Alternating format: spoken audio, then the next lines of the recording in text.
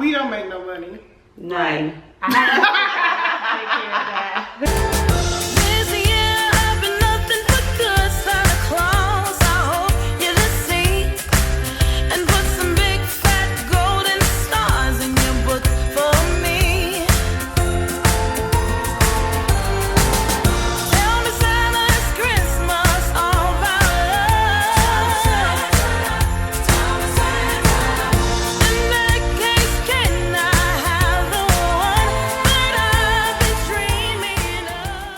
Hi everybody, welcome back to another YouTube video. It is Vlogmas and I have two of my wonderful roommates here, and I thought it would just be a really good idea to give y'all some more content. Y'all already know pretty much everything I decide to share about me on YouTube, so I want to put the focus on these two lovely ladies. I'll go ahead and let them introduce themselves now. My name is Prentice Armstead. And I am Verandy. So, as y'all know, I started flying when I was still in my 20s. I'm now in my 30s. But I do have a lot of people that watch my channel that are like second career, you know, want to get in this career, flight attendant, aspirees, or whatever you want to call yourselves. So these two ladies, I believe this is what, second careers for both of you? Yes. So I kind of just want to get a little more in depth about that, you know, what made them decide to do it, is it what they thought it would be, and just, you know, a little bit of flight attendant chat. So let's talk. Who wants to go first? Who wants to share their experience? I'll go ahead and go first. Okay, Princess. Okay, so yes, I am a first year flight attendant. I think we've been working, or I've been working as a flight attendant for about 3 months. I come from the IT management and education background. I really enjoy both positions. However, I'm really enjoying being a flight attendant, and my favorite part of being a flight attendant is serving those who are in need, or just serving those who, you know, want the attention, you know, given to them. So I really enjoy myself. I really enjoy practicing safety, and I really enjoy learning from my colleagues here as well. So what made you decide to choose becoming a flight attendant? My reason for becoming a flight attendant is to just do something outside the box, outside somewhat of my character, being able to work with all different types of people. And it's been a success so far, from the staff, employees, and the passengers and the crew. Everybody's been so friendly and so helpful, and work so well together. Okay. So what about you, Verandy? Second career, I was in financial service. I worked for investment companies, and I still work part-time for Nationwide Insurance Agency. But what made me want to become a flight attendant, honestly, I love to travel. Hey, let's be real. We don't use that answer in an interview, okay? That's what it is. I love to travel, and I also like meeting people. It's just so much fun to meet people and learn about the different cultures and where they're going, their life experiences. You become a counselor on the airline and in the airline industry, and you also get some free counseling yourself. So it's fun interacting with the people. How long have you been flying? I have been flying since 2017. I started off with PSA Airlines, which is a subsidiary of American Airlines, and now I'm with Envoy. So I kind of want to touch into that because I know a lot of y'all are considering other regionals. What made you decide to switch from one regional to the next? Well, with PSA, each regional has its own base. And I was based in DC, and I live in Dallas. Unfortunately, PSA, although it's a great company, did not have a base in Dallas, and commuting is not fun. So I chose to come to Envoy because I could be based right here in Dallas, so it's very convenient. Are there any major differences that really stick out to you between PSA and Envoy, since they're both wholly owned by American? Right, we fly the American Eagle planes, which are generally the short flights. The biggest difference that I see personally are the routes. Okay. And it's based on being in Dallas. With Dallas, we get the smaller airports in Texas and surrounding states. Versus when I was with PSA based in DC, we went all kinds of great places. Not that the places that we go now aren't. I told y'all, they're not that exciting. Okay. They're okay, but I love the job. Yeah, every now and then you'll get a good one, but you know, like this morning I just came back from Texarkana. So yesterday I worked a flight to Texarkana, which is less than an hour flight. I overnighted in Texarkana and came back early this morning. So, I mean, the people were great, but it wasn't really anything fun and exciting. Yeah, the job itself is still all the same. Just that aspect of the layover and the fun part of being a flight attendant, I guess, or the part that people look forward to, the traveling and laying over and getting to see these new exciting places. I mean, Texarkana might be exciting to you, but it's not to me. So, you know, whatever you're looking for is why I always say do your research when you're getting into this airline industry and really figure out what regional or mainline or major or private or whatever fits you best. Okay, Prentice. Yes. What has surprised you about the career? What has surprised me about the career? What has surprised me with the career is how often I fly. I didn't think I was going to be flying as often. They work you a lot. She's right. They work me a lot. I mean, I enjoy it. I don't like being away, you know, for some time. I miss them truly. When I get back, you know, I really miss everybody, even though, you know, we're all doing the same function. But I mean, it's just amazing of the flights that they give me, and I'm gone for an extended time. So yesterday I was very excited about being off, you know, for Saturday because I'm always gone. Oh, yeah, you got back from the trip early. Yeah, I got back from Jackson, Mississippi early because I'm always gone. So, you know, I'm just glad to be here with these young ladies. And, you know, the traveling is great for me. It allows me to see parts of the world that I have not seen. My favorite little small town is Longview and Tyler. I think I've been to Texarkana one time. It's just okay. I heard Waco is good though. Have y'all done Waco overnight? I heard Waco was awesome too. Tracy said she went to Waco, and they have a really nice hotel set up. So that is one of the. Oh yeah, I went to Corpus the other day and it was nice. See, yeah. So the hotels. I just wish it was a different state. The hotels is a plus for me, depending on the shape of the hotel. So, you know, I get excited about going to certain cities. Yeah. Yes. Whereas Princess flies a lot, I fly a little, but it's by choice. Very little. Minimal. Yeah, very little. I think in the last 2 months, I probably worked maybe 4 flights, but that's by choice. Luckily with Envoy, I have a lot more flexibility than I had with PSA. When I was with PSA, it was very difficult to drop. I worked all the time. Our minimum guarantee at PSA was 70 hours. So you were guaranteed to get paid at least 70 hours a month. And you pretty much work 65 to 70 and y'all hours. have, PSA is a lot smaller than Envoy too. That's right. Because Envoy has, I'm going to say, probably almost going on 2,000 flight attendants now, maybe 1,800-ish. How much do you remember how many PSA had, like roundabout? Oh wait, that is, let's say 1,500. They're getting up there. They're getting up there. Yeah. Well, that's good though. Yeah, they are getting up there. I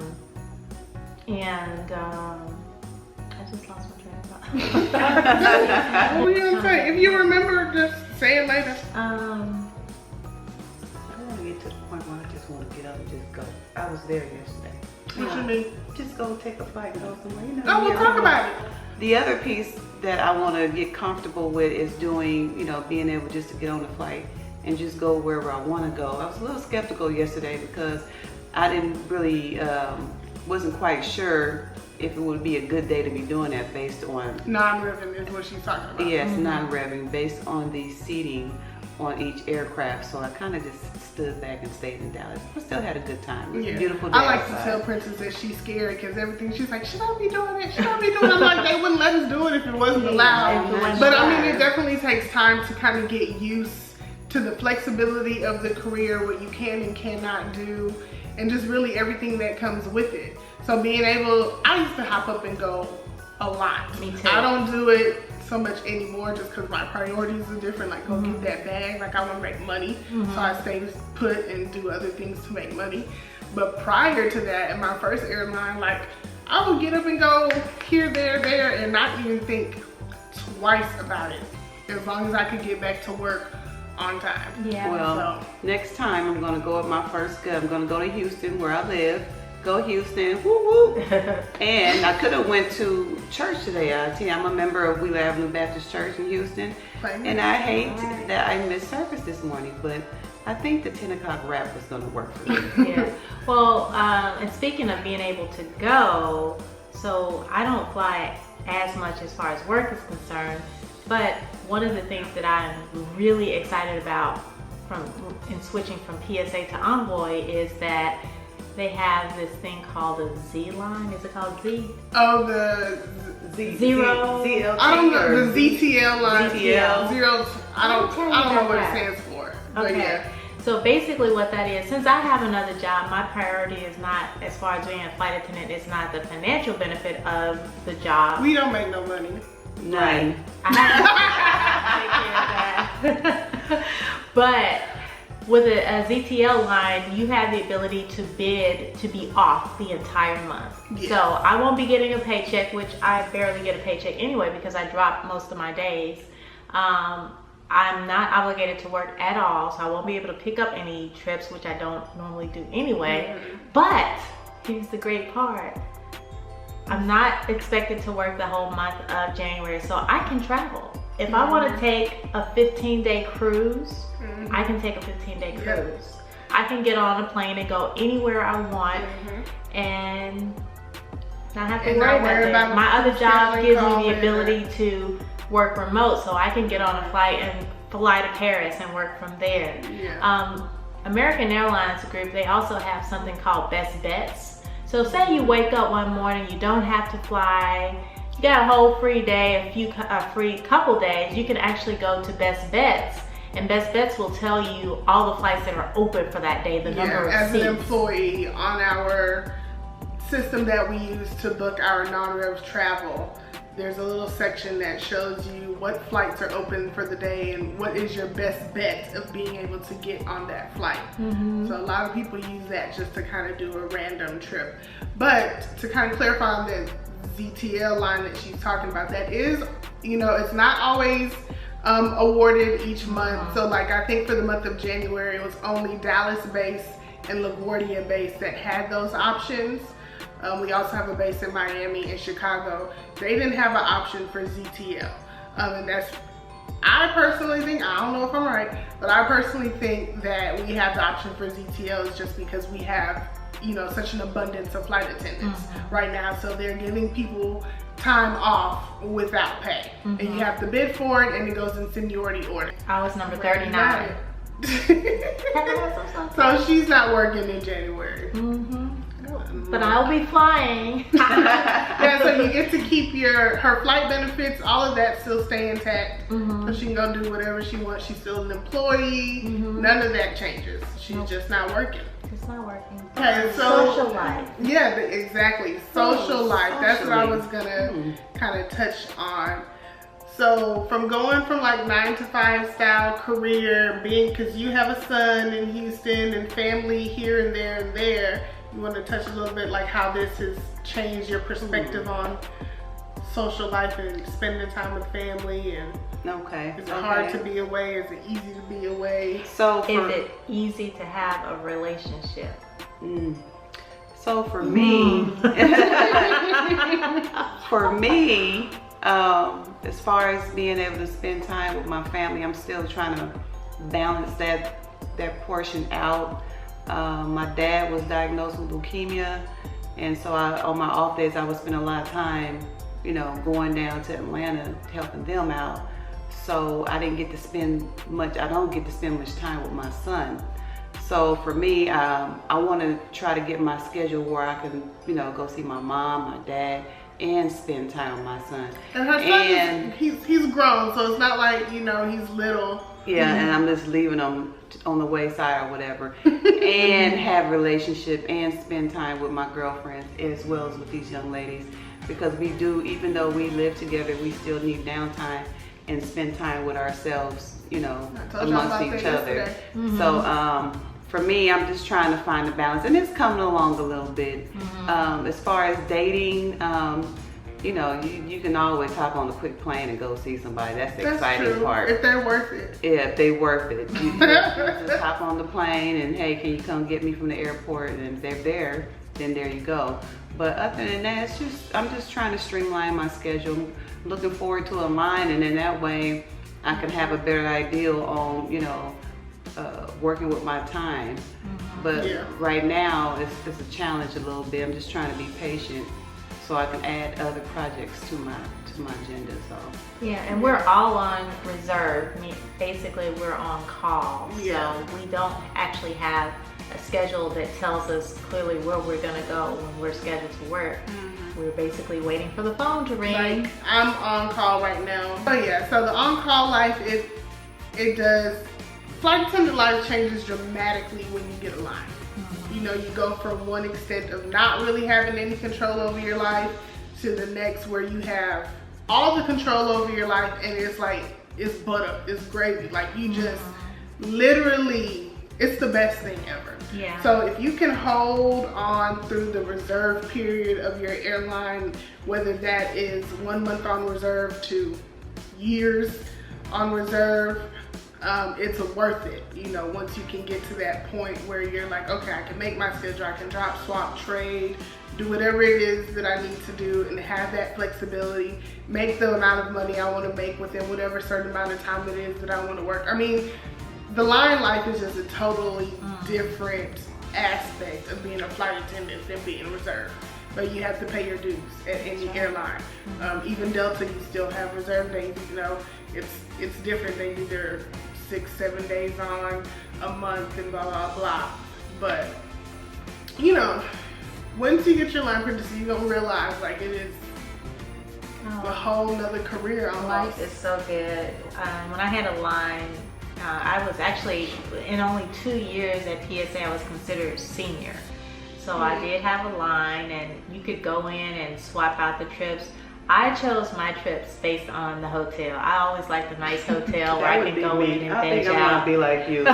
Yes, I was known as a slam clicker. So a lot of times the crew, I've become a slam clicker. After you get to the hotel, they were like, okay, let's go out to eat, or let's do this and let's do that. No, I'm going straight to my room, slamming the door and clicking the lock because I just like to unwind. You know, being a flight attendant is not an easy job. It's fun, but you know, just imagine standing on the plane during turbulence, trying to brace yourself. You're tired after the flight. Work yourself unknowingly, really hard. And you actually don't feel it until you stop, until you get to the hotel. You're like, oh my God, I'm exhausted. I usually have that wake up from the nap and be like, ooh, I got hit by a truck. What happened? But okay, at PSA, how long did it take you to hold the line? Actually, I was very fortunate. I was only on reserve for a month at PSA. And part of it was because I chose a base. So PSA they had Cincinnati as a base option, Dayton, Ohio, DC, Norfolk, Charlotte, and Philly as base options. Well, you know, those are some great cities. Yeah. I chose Cincinnati, which is actually northern Kentucky. And because of that, I was able to move up and get a line really quickly. Just because of the base. And I did that just because of the base. I don't know about in Kentucky. I didn't really like Kentucky. But it didn't matter. It didn't matter because I was hardly there. Yeah, you just fly in, work your trip, and out. Yeah, exactly.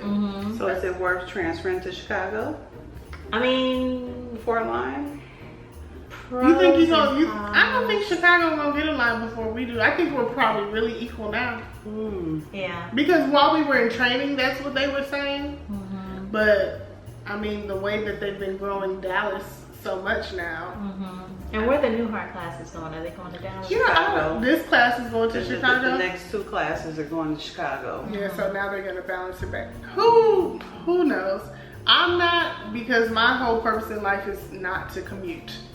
You know, like this little commute, Houston, Dallas, and I'm not even really commuting. Like I just drive down here, stay, and drive back and take my week or 2 off. So, because I can't stand commuting. Like, It is not easy. It's not. And we live in Houston, and it is still not easy. yeah, so. There's nothing worse than finishing a 4-day trip, wanting to go home, and the flights are all oversold. So you only got maybe 2 days off, and then you're stuck in the city because you can't get home because the flights are oversold. Yeah. So, you know, to each their own. Some people don't mind it, and I do. Like, I want to be home and see my dogs and sleep in my bed. And Oh, when you hit that bed. Ooh. I mean, not that the bed is not comfortable here at the CP. the crash pad. That is the crash pad, by the way. But when you go home and you get in your own, that's the first thing I do. I take off all my clothes and I go in my bed. Missy came back from the trip yesterday thinking she had all the energy. Went and hit the streets and then slept from what, like 4 p.m. to dang near midday today. Yes. Oh, and your sleep life will change dramatically as a flight attendant. I mean, I go to bed, even though I'm not flying that much, I go to bed like at 8 o'clock at night. This one right here always trying to come wake me up, but no. One of my favorite things to do is to sleep. Catch up on your rest. And then I wake up at 3 o'clock in the morning. I like to go, for me, until I fall asleep. So let me ask you something. Could you all have done this career when your children were younger? Like middle age, elementary, no, unless high I was school? married or had somebody helping me with my son. There is no way. Well, for me personally, no, I wouldn't have wanted to do. There are a lot of people that do it successfully with kids, but for me personally, I would not have wanted to do it, even as a married person, because I've been single for a long time. We're all And I single. want a warm body next to me. I'm not gonna so, you know, but this is all perfect for me. I'm 45 and, you know, my kids are grown. It's just me. I had a puppy and now he's in a foster home. So You had a puppy? What? Where's the puppy? he's in a foster home. Why? Because of flying?